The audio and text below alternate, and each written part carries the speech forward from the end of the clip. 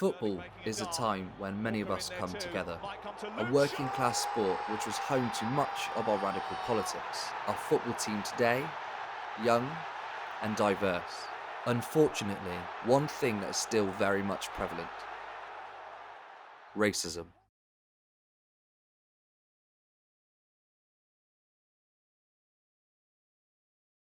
So what you can see here is some sort of racism bingo.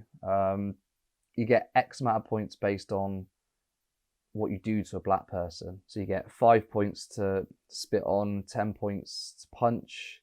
They're stealing clothes, driving into people, breaking into people's houses, 500 points to lynch. So you can see there's a couple of tweets here as well. 3 have ruined the game. And we've got comparisons to slavery. I won't show you anymore. You get the picture of some of the online abuse. Those people, they don't care about the team or the players. They're cannon fodder, supported when we do well and racially abused when we lose.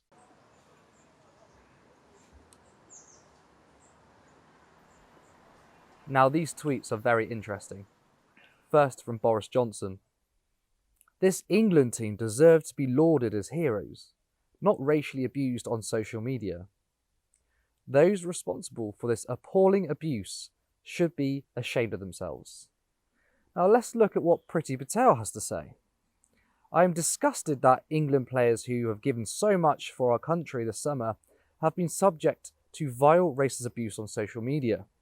It has no place in our country, and I back the police to hold those responsible accountable. Both Boris and Patel, spare me this.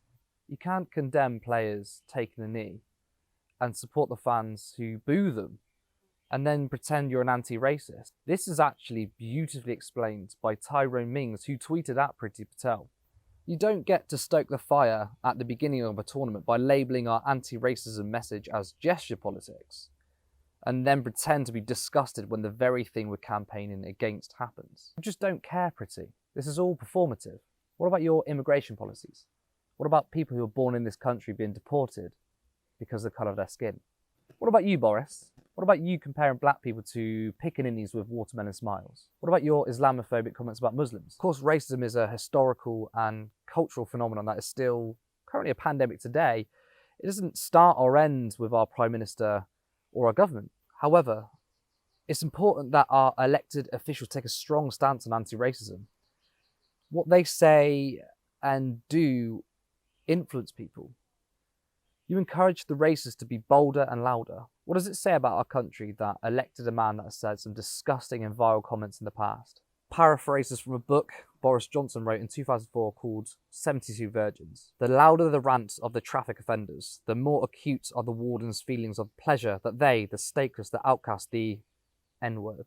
He was a C-O-O-N word, and he was stupid. And he was stupid because he was a C-word. Now, Boris Johnson claims that he used those words before he entered politics, as if that's an excuse. But that book was written in 2004, and at the time, he was an MP for Henley and Shadow Minister for Arts. We can't be serious about tackling racism when our elected officials hold awful racist opinions, when those racist opinions seemingly go off the radar. Our media is doing a terrible job of holding them to account. What can we do? It's not good enough to simply not be racist. We have to actively be anti-racist. Challenge your friends, family, colleagues if they say something that's racist. Understand that people come from all walks of life, that your experience might not be the same as others. When people tell you they've experienced racism and your inclination is to not believe them or think they're exaggerating, just listen to them instead. We all need to check for racial bias. Ask yourself if you can be better, as we all should. Solidarity with Marcus Rashford, Jadon Sancho and Bukayo Saka and people of colour around this nation. We must fight together to defeat the epidemic of racism in today's society.